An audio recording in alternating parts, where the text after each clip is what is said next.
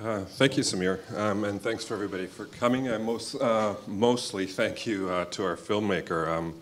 I had a chance to watch it once before, but this was the first time that I really got to kind of gauge the film, also vis-a-vis people's reaction, which I think is a really important aspect of the film. I think what I appreciated most about the film, as somebody who has been forced to dabble in what in the academy has become known as Fanon studies, is it really kind of produces it humanizes the person that Fanon was,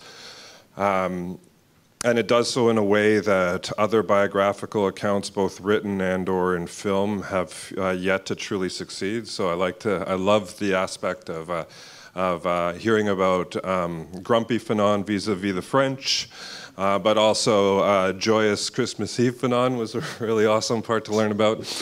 But more importantly, I think it really just also got at the way in which, or the effective draw that Fanon as a person, as a theorist and an activist, impacts people on a global scale.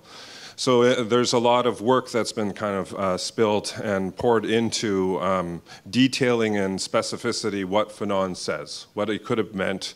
There's a certain debates over an ownership of his ideas, and what this film does better than any that I've seen is that it really kind of positions Fanon as a global thinker with global relevance. Relevance that isn't limited to the kind of the immediate, the moment which he characterized like from the apioth, the kind of the joyous sort of victory of liberty to the tyranny of a post-colonial dependency. It just shows his consistency and his insight through time.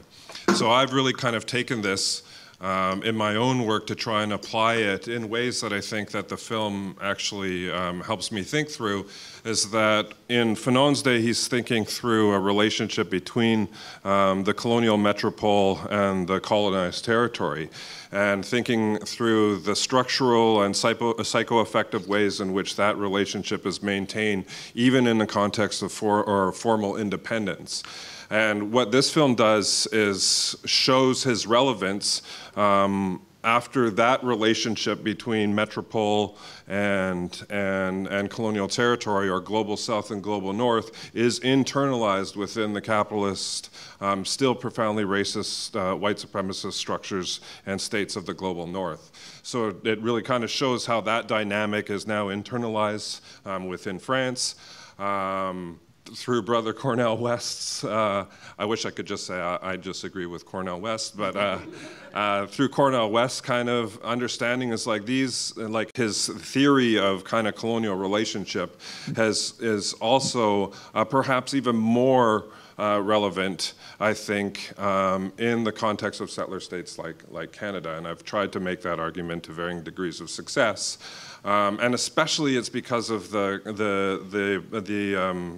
very specific attention and detailed attention he plays to the ways in which our subjectivities are shaped which blunt the violence of the relationship itself. And you would think, like, in a context of France versus Algeria, that kind of subjectivization is less important because what's doing most of the work is just straight, pure violence. But in the context of settler colonies or colonial race relationships in places like France, which claim or have established rights regimes in them, it's really kind of the ways in which our identities are shaped that prop up that regime in liberal rights contexts. And I think that the movie Better Than Any that I've seen really demonstrates the relevance of Fanon in the global north. The other thing is that we can come to this in a detached sort of scholarly way, like what is Fanon's socio-diagnostic of these relationships and what's its relevance here, but the film doesn't do that. The film is based off of kind of the affect that Fanon, as a thinker, Fanon as a phenomenologist, Fanon as a theorist that thinks through problematics from the lived experience, really has an impact on all these folks, whether it's collegial or in terms of activism. And that's the first way that Fanon popped out at me. It wasn't like, oh, I think that his critique of Hegel has something to say to liberal multiculturalism in Canada and Indigenous people's position in that. It was like, as a colonized subject, that voice spoke to me. It screamed in my ear. It says, you're not the problem here, they are. And then that kind of unbroke that dialectic that allowed me to start to see more of the kind of theoretical sophistication in his work.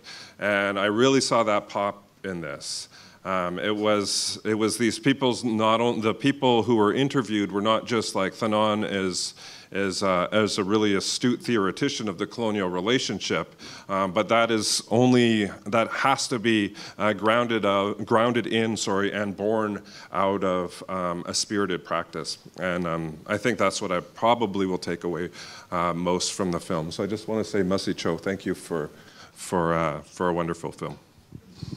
Thank you.